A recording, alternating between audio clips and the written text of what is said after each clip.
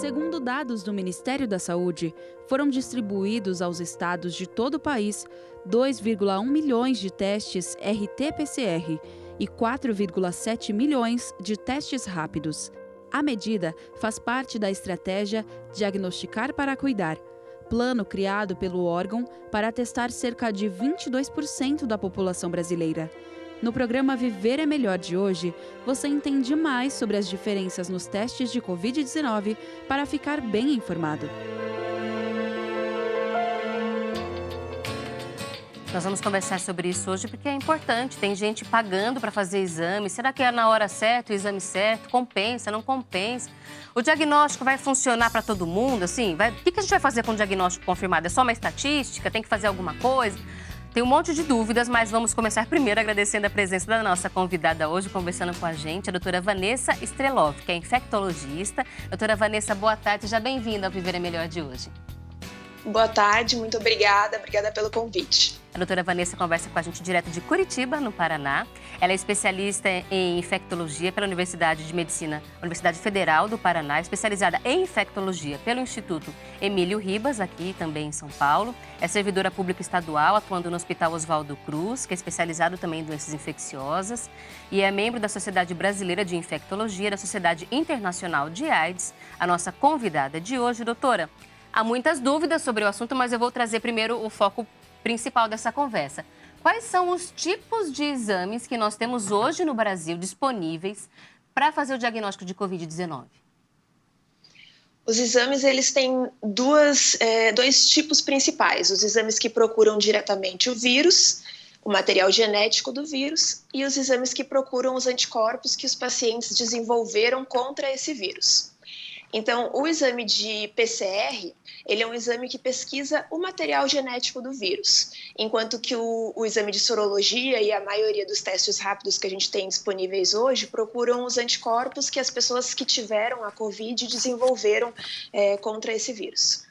Qual é a porcentagem de eficiência desses exames? Já vi, assim, gente falando, dá um falso positivo, falso negativo, a gente sempre escuta isso, até com o exame rápido de HIV, por exemplo, tem que confirmar depois, porque pode dar falso positivo, falso negativo. Isso é real?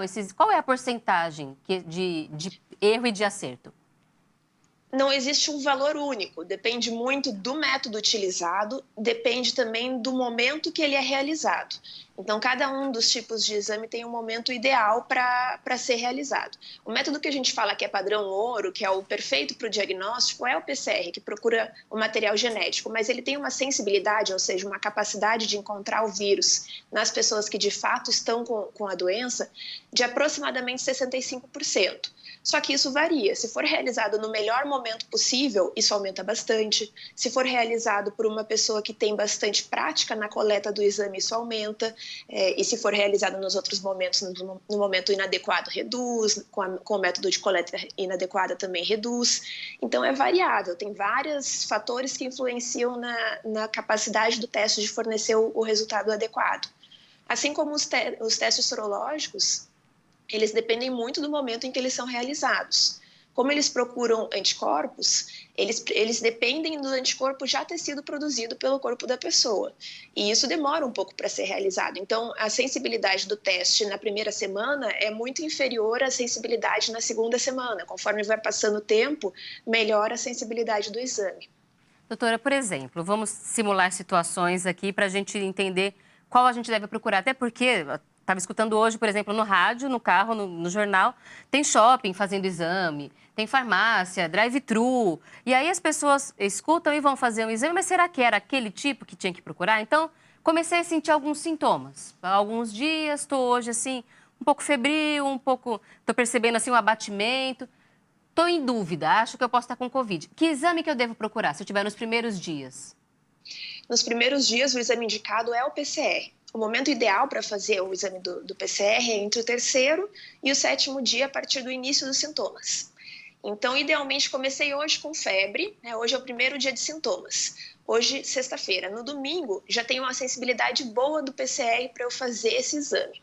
Tá, então não adianta ir logo no primeiro dia que eu tenho sintomas. Ele até pode ser positivo no primeiro dia, no segundo dia, mas também pode ter o falso negativo, que é quando vai vir negativo, mas é porque ainda não tem vírus suficiente para ser detectado pelo exame. Então, idealmente, se for possível esperar, né, se a logística permitir, a partir do terceiro dia é o ideal. A partir do terceiro dia de sintomas, porque talvez a pessoa já esteja com o vírus já alguns dias a mais, né, circulando, até começar a ter sintomas, mas porque tem que ter uma quantidade mínima de vírus, então, circulando para pegar no exame. Tem uma sensibilidade que tem que ser respeitada, digamos assim, para a gente ter uma certeza melhor. É isso, né, doutora?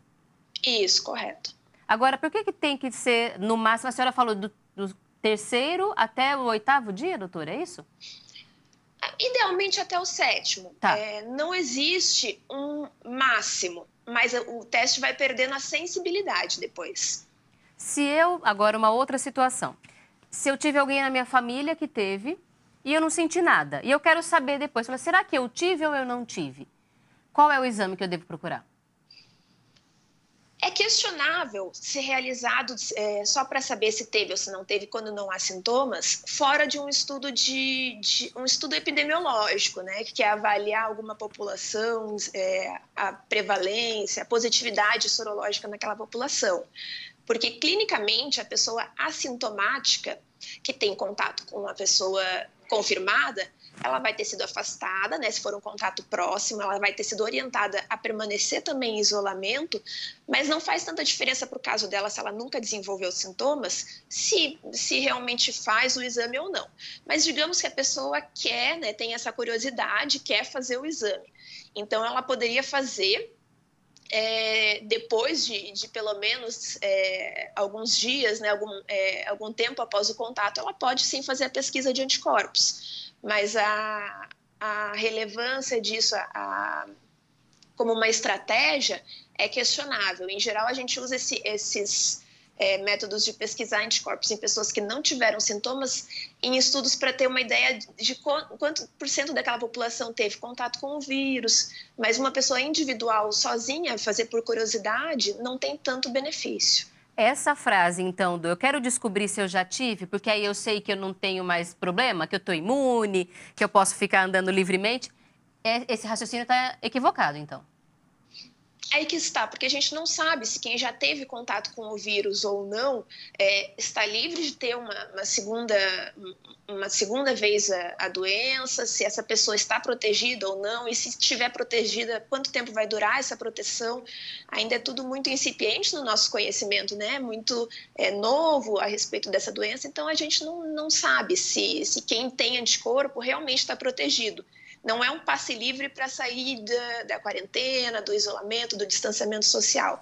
Então, dependendo de como for interpretado, esse exame pode trazer mais mal do que bem no cenário de uma pessoa que não teve sintomas. Essa é uma questão que na medicina a gente já discutiu em outros momentos.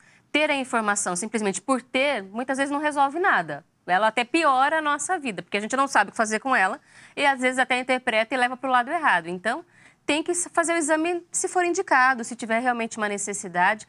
Agora, doutora, o PCR é o exame que faz colhendo... Explica pra gente a diferença dos dois. É colhendo sangue? Não, o PCR ele é um exame que procura a secreção da nasofaringe e da orofaringe, ou seja, lá no fundo do nariz e no fundo da garganta.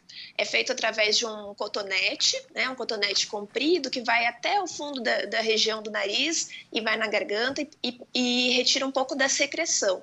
Nessa secreção, se a pessoa está com a doença, a gente espera encontrar o vírus.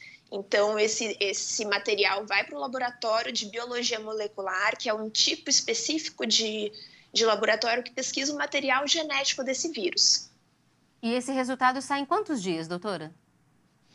Depende muito, depende da capacidade logística do laboratório. Ele pode ficar pronto até no dia seguinte, em alguns casos até no mesmo dia. Mas como a gente sabe que está havendo uma sobrecarga dos laboratórios, tanto os públicos quanto privados, em alguns locais isso está demorando bem mais.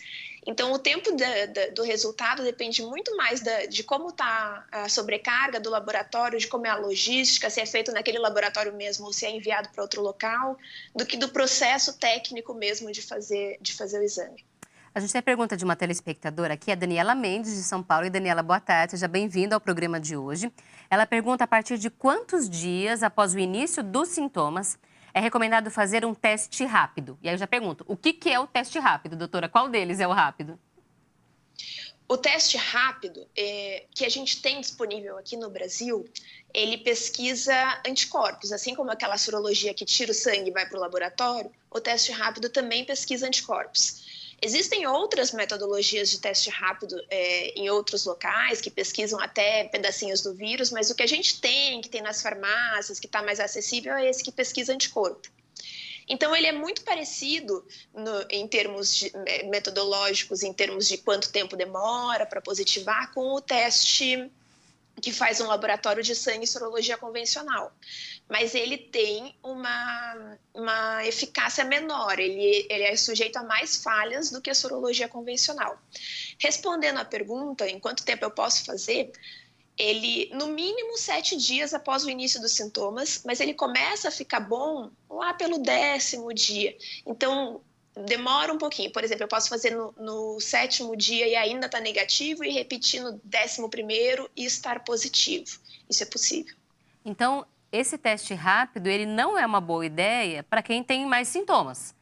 Porque uma pessoa que já começa com mais sintomas, ela tem que ir para o hospital provavelmente antes de completar 10 ou 14 dias. Provavelmente, então, vai ser uma opção para quem teve um quadro mais leve ou até assintomático. Ele é uma opção para a gente tirar dúvida em alguns casos que é muito sugestivo de que a pessoa teve a Covid, mas por algum motivo não conseguiu fazer o PCR ou que o PCR veio negativo e ainda assim o quadro é muito sugestivo. Então, essa é uma opção terapêutica, uma opção diagnóstica, a gente fazer o teste rápido um pouquinho mais para frente. Mas ele é um resultado, como vocês mesmo perceberam, ele é um resultado que não é tanto breve quanto a gente gostaria. Ele demora, apesar de chamar teste rápido, rápido é o método, mas ele demora para poder ser realizado. Então, em termos de diagnóstico, no começo da infecção, o PCR é muito mais eficaz, muito mais recomendado. E a gente ainda tem a questão de dar um falso negativo. Se a pessoa faz antes da hora, não vai ter o resultado ali, mas é um resultado equivocado. Aí é dinheiro jogado fora, é toda uma tensão, uma expectativa, porque ninguém vai fazer esse exame super tranquilo. Então, né, tem que ver se vale a pena mesmo, não é, doutora? Quais são as... A gente conversa melhor sobre isso no próximo bloco, que agora não vai dar para conversar tanto. Mas, assim, quando é que a gente deveria mesmo buscar um exame? Quais são as condições? Agora, é uma dúvida importante. Esses exames que a gente tem hoje, teste rápido e tudo mais, eles funcionam para todas as idades? Por exemplo, crianças... Se eu estou com dúvida, para criança, para idoso, eles podem fazer todos os testes também ou tem alguma orientação? Podem. Qualquer faixa etária, as recomendações de exame dependem do tempo de sintomas mesmo, da mesma maneira. Então, em crianças, uma preocupação era se o PCR funcionava bem, ele funciona. O que tem que ser feito adequadamente é o método de coleta, né? Talvez a pessoa com menos prática na coleta da criança tenha resultados piores porque incomoda, né? É um exame que não é totalmente sem dor, então às vezes a criança pode chorar, pode ser feito mais superficialmente a coleta, mas o método em si funciona igual. E a doutora Vanessa tem agora o desafio de responder as perguntas da nossa audiência, doutora. Chegando algumas dúvidas aqui, o povo sempre... atento às questões. A pergunta da Camila Cardoso, de Rio das Ostras, Rio de Janeiro. Oi, Camila, boa tarde, seja bem-vinda ao programa de hoje. Já é bem assim, trazendo uma discussão. Se os testes rápidos não são tão eficientes, por que eles foram aprovados pela Anvisa, doutora? Olha, é uma ótima pergunta da Camila. Eles têm o seu valor, mas são um valor muito mais assim retrospectivo, de olhar para o passado, do que influenciar num diagnóstico de uma doença ativa. O fato deles serem aprovados pela Anvisa como métodos auxiliares no diagnóstico Não quer dizer que eles podem ser usados em qualquer situação, em qualquer tempo. Então, eles vêm para nos auxiliar, mas a gente tem que ter muito em mente essas ressalvas, os problemas metodológicos deles. Eles fazem tanto falsos positivos quanto falsos negativos, ou seja, às vezes eles confundem o anticorpo com o anticorpo de algum outro anticorpo que a gente tem e vem um resultado positivo quando não é. E às vezes eles não conseguem detectar o anticorpo da Covid mesmo quando tem. Então, a gente tem que conhecer essas deficiências dele para poder utilizar. Por isso que eu acho temerário a pessoa fazer um teste rápido sem orientação do médico ou da equipe de saúde, né? Chegar na farmácia e fazer o teste rápido, porque às vezes não vai ter essa orientação, não vai saber interpretar o resultado depois. Inclusive, já escutei alguns especialistas falando sobre isso. Saber o que já passou também é importante para o que a gente está vivendo. Talvez não vá mudar com relação ao que vai ser feito de tratamento, já passou, passou. Mas a gente precisa saber a incidência na população, para ter um pouco de conhecimento sobre como é que o Brasil está realmente sendo atingido. A gente já escutou, para cada caso confirmado, provavelmente a gente tem 10 ou mais pessoas com a doença. Será que é verdade, não é? Então também tem a sua utilidade. Mas não dá para todo mundo sair fazendo. Tanto que não é a recomendação. Todo mundo ir para a farmácia, por exemplo, fazer um teste rápido. Não compensa, então, não é, doutora? Correto, né? Ele funciona muito como uma fotografia da população para um estudo de incidência, mas assim, pensando mais nesse sentido de estudos mesmo. Até tem um estudo bastante grande sendo feito que faz testes rápidos em diversas cidades do país para tentar entender o quanto atingida aquela população já foi. Mas isso é diferente de cada um individualmente fazer o seu teste se não tiver indicação. Às vezes a gente usa o teste no diagnóstico de uma pessoa, mas daquele jeito que a gente falou, né? Naqueles casos que a gente acha muito que é Covid, que não veio resultado positivo na primeira semana, e não simplesmente para nos tirar essa curiosidade. Será que eu já tive? Será que eu não tive? Agora, a próxima pergunta. Camila, muito obrigada, viu, pela sua pergunta. A Soraya Mello, aí de Curitiba, no Paraná, está acompanhando a gente e pergunta: a partir de qual sintoma eu devo procurar algum laboratório para fazer esse exame ou teste? Qualquer sintoma respiratório atualmente nos faz pensar em Covid. Como a gente está nessa situação de pandemia, de uma situação de muita circulação desse vírus, do SARS-CoV-2, o vírus que causa a Covid, qualquer sintoma como nariz escorrendo, dor de garganta, tosse, falta de ar, nos faz pensar na Covid. Além dos sintomas respiratórios, a febre também nos traz essa possibilidade do diagnóstico da Covid. Em relação a quando procurar o laboratório, eu acho que sempre vale a pena ter um acompanhamento médico ou presencial ou à distância. A maioria das cidades tem alguma linha de atendimento pelo SUS também para orientar a população. Os serviços privados também têm esse tipo de serviço. Para orientar do momento ideal, né? Mas respondendo mais objetivamente a pergunta, começaram esses sintomas, a partir do 3º dia já pode ser feito PCR. Agora, doutora, a gente está numa fase do ano em que os problemas respiratórios estão mais frequentes. Tanto resfriados quanto gripes, as alergias respiratórias. E esses sintomas, coriza, dor de garganta, tosse, eles são comuns em muitas outras doenças. A minha dúvida é, logo no começo da pandemia, a orientação era: se você tiver sintomas leves, fique em casa, não vá fazer exames, porque naquele momento a gente não podia lidar com todo mundo no atendimento de saúde. Hoje, se eu tiver esses exames, mesmo podendo ser essas outras coisas, eu espero, eu fico em casa, ou eu tento procurar um atendimento de saúde para fazer o diagnóstico? Hoje a gente tem mais disponibilidade de testagem. Então, isso ainda depende um pouco do local em que cada pessoa está, de como está o sistema de saúde e se a gente está falando de rede pública ou rede privada. Mas, de uma maneira geral, hoje a gente tem mais capacidade de testagem da população. A gente conseguiu melhorar essa questão de diagnóstico. Na maioria dos cenários, é interessante sim fazer o diagnóstico, é interessante sim fazer a testagem. As pessoas com sintomas leves, elas têm essas duas possibilidades, né? Ou o atendimento remoto ou o atendimento presencial. Quando há possibilidade de teste, quando o teste está disponível, eu sou sim favorável à realização de teste. E aí a gente tem uma informação que dá para pensar em evitar que outras pessoas da casa peguem, até porque essa é uma pergunta importante. Estou com alguns sintomas leves, para mim poderia assim passar tranquilamente, mas peguei um resultado que deu positivo. O que eu tenho que fazer com essa informação? Eu não preciso ficar internada, eu estou bem de saúde, mas eu vou voltar para minha casa. O que eu vou ter que tomar de providência a partir disso? Bom, a primeira coisa que a pessoa tem que saber é que ela tem que monitorar o seu estado de saúde, né? Então, se ela tiver piora dos sintomas, principalmente se tiver falta de ar, um cansaço importante, uma febre que não passa, ela vai ter que retornar ao serviço de saúde para avaliar se continua tudo bem ou se por acaso tem necessidade de internar. Além disso, essa pessoa precisa ficar em isolamento.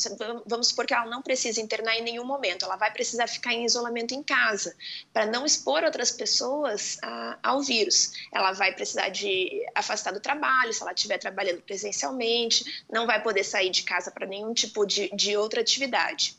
Se ela mora com outras pessoas, o ideal é que ela fique isolada das pessoas dentro de casa, dentro das possibilidades da residência. Se ela puder ficar em um quarto sozinha, é o ideal. E quando precisar sair desse quarto, sair com máscara, utilizar álcool nas superfícies que forem usadas, sempre desinfetando todas as superfícies que essa pessoa tocar, para evitar a exposição das outras pessoas da casa ao vírus. As outras pessoas devem buscar fazer o exame também?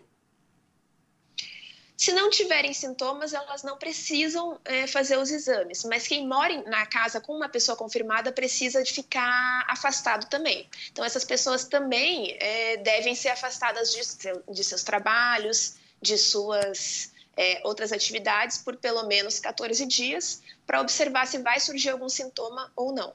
Tá, então, mesmo que ninguém em casa tenha sintoma, todo mundo tem que ficar ali, manter um isolamento social um pouco mais intenso, levado mais ao pé da letra, porque às vezes a gente não tem sintoma, mas se eu passar para outra pessoa, a outra pessoa pode ter, não é, doutora? Não existe um vírus mais fraco ou mais forte, ou a gente já conseguiu descobrir que há? O que muda mesmo é a saúde do paciente que acaba sendo infectado, não é? Existe, a gente já sabe que o vírus ele está se dividindo em 2 grupos, mas a gente sabe muito pouco assim em relação à virulência dele, né, a agressividade dele, o que muda. Muda mais é a pessoa mesmo, a pessoa que foi infectada. Então, algumas pessoas têm mais risco para uma evolução pior. Então, em geral, pessoas com mais de 60 anos e pessoas que já têm algum problema de saúde, elas têm mais risco de precisar de internar, de precisar de oxigênio, de ter evoluções piores. Isso não impede que uma pessoa jovem, sem outras doenças, pode também ter uma evolução ruim, mas é bem menos comum. É mais comum que as pessoas mais jovens, sem problemas de saúde, passem mais tranquilamente pela doença. A gente tem a pergunta aqui de um telespectador, é o César, de Araguaína, no Tocantins. Oi, César, boa tarde. Seja sempre bem-vindo ao programa. Ligou pela primeira vez e é sempre bem-vindo. Ele fez o teste de sangue com 4 dias de sintomas, só que deu negativo. Mas ele continua com sintomas. E ele fez agora o exame de suábio, do cotonete, e hoje faz 5 dias que ele fez o exame. Pelo menos eu entendi que é isso. O que ele deve fazer? Pelo que eu entendi, ainda não tem o resultado do exame do PCR, né? Bom, o primeiro exame que foi feito de sangue, a sorologia, foi precoce, né? Então, ele começa a ter alguma possibilidade de diagnosticar os anticorpos a partir do 7º dia, e com 4 dias de sintoma, eu não esperaria que, mesmo que o César tenha a Covid, viesse positiva, não esperaria que ele conseguisse diagnosticar assim. Então, se eu entendi correto, ele está esperando o resultado do PCR, ele deve se manter em isolamento enquanto não chega esse resultado e observando o seu estado de saúde. Se ele se sentir cansado, com muita falta de ar, não conseguindo falar frases completas, se ele começa a ter dificuldade de caminhar porque está faltando ar, ele corre para o serviço de saúde para reavaliação. Então, o negativo foi porque foi antes da hora recomendada o exame. Isso. Tá bom. Claro, a gente não sabe se vai ser positivo ou não, mas mesmo que seja positivo, foi muito precoce. Muito obrigada, viu, César, pela pergunta. Agora, o Dumas Barcelos, de Campos dos Goitacazes, no Rio de Janeiro, também participou pela primeira vez. Dumas, boa tarde. Muito obrigada pela audiência. Quem já teve, pode mesmo ser curado, assim, dentro dos 14 dias, e poder ter de novo a Covid-19? A gente não tem certeza, né? Existem alguns relatos de casos na literatura de pessoas que já tiveram, foram declaradas recuperadas e depois recebem o diagnóstico de novo, porque o exame, digamos, do PCR vem positivo de novo. A gente não sabe se essa pessoa de fato se reinfectou ou se por algum motivo o corpo ainda não eliminou completamente o vírus da primeira infecção. É provável que algum grau de imunidade, pelo menos, o vírus consiga induzir, porque senão as outras cidades não estariam, os outros países que já saíram da situação pior, não estariam agora numa situação mais tranquila. Então, algum grau de imunidade a gente acha que ele induz. Quanto tempo isso dura, a gente não sabe. Então, se daqui a 3 meses a pessoa pode se reinfectar, a gente não tem certeza. Ainda é muito, muito incerto. Por isso que eu digo que ter o anticorpo positivo não é uma vacina, né? Não é dizer que não vai adoecer novamente. Doutora, agora já nesses minutos finais da conversa, eu gostaria que a senhora trouxesse alguma orientação assim. Muitas pessoas estão com essa expectativa de a vacina, em alguns meses a gente volta e tudo. Que tipo de expectativa de verdade a gente tem que criar? Ou, na verdade, a gente não deve criar expectativa? A gente vai conviver com esse vírus por algum tempo? Então, é isso mesmo? A gente vai ter que aprender a lidar com ele? Vacina para agora? Não, é só para o ano que vem? O que a gente pode esperar desses assuntos que deixam as pessoas assim tão apreensivas? Eu acho que não criar expectativa é mais seguro. A vacina, existem mais de uma vacina, existem algumas vacinas em desenvolvimento, em teste, mas o fato delas estarem sendo testadas não significa que elas vão ser com certeza eficazes, por isso que existem os testes. Digamos que dê tudo certo e alguma dessas vacinas, ou mais de uma, se prove eficaz e consiga prevenir a doença. Isso ainda não, demora um pouco para ser provado e até isso ser distribuído para a população demora mais ainda. Não imagino que vai ser para esse ano ainda. Se der tudo certo, imagino que para o ano que vem talvez a gente tenha alguma vacina. Agora, que o vírus vai ficar circulando e a gente vai lidar com ele, assim como a gente pensa na gripe, assim como a gente pensa em outras doenças, isso é um fato. Sim, isso é um fato. Isso é uma doença nova que vai permanecer por um longo período. Eu acredito que veio para ficar mesmo. A gente vai aprender a conviver, cada vez mais a gente vai saber mais sobre o tratamento. A gente espera que em breve a gente saiba mais sobre essas questões de se pode ter de novo, se não pode. E se tudo der certo, quem sabe uma vacina, mas que vai continuar a circulação desse vírus, vai. E a gente pensa nesse aprendizado, e é sempre importante reconhecer o quanto é um momento muito desafiador para os próprios especialistas de saúde. A gente muda de opinião em questão de semana. A gente achava uma coisa até semana passada e agora já mudou tudo de novo. Quanto tempo a gente demora para ter esse tipo de aprendizado? 1 ano, 2 anos depois? Como é que a gente trabalha com esse tempo? É impossível prever exatamente, porque depende dos resultados de estudo. Você falou uma coisa muito interessante, que a gente muda de opinião, mas isso não deve ser uma opinião nossa, isso deve ser baseado em fato. Então, conforme vão chegando novos fatos, novos dados de estudo, novos dados que a ciência provém, a gente vai aprendendo essas novas coisas, e não só no que alguém acha, alguém não acha. Então, a gente deve sempre pautar tudo que a gente sabe sobre a doença e outras doenças em dados, em conhecimento científico. E a gente não tem como prever o tempo que os estudos vão nos dar uma resposta, se a resposta vai ser favorável, desfavorável. Por isso que tem que testar, né? A gente tem uma hipótese de que um tratamento possa funcionar, tem que testar, não tem como saber antes.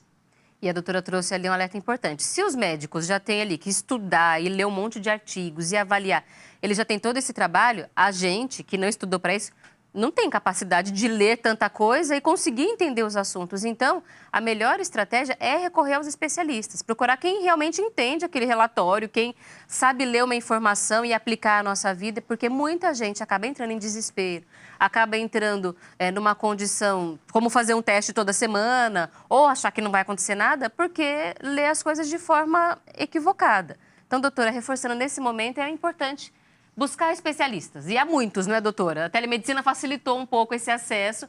Não tem desculpa para a gente ficar sofrendo por falta de informação ou por excesso de informação. Às vezes o excesso causa mais ansiedade que a falta, né? Os dois são prejudiciais. Doutora, muito obrigada pela conversa nessa tarde no Viver é Melhor. Seja sempre bem-vinda à Boa Vontade TV. Obrigada, eu que agradeço. Foi um prazer.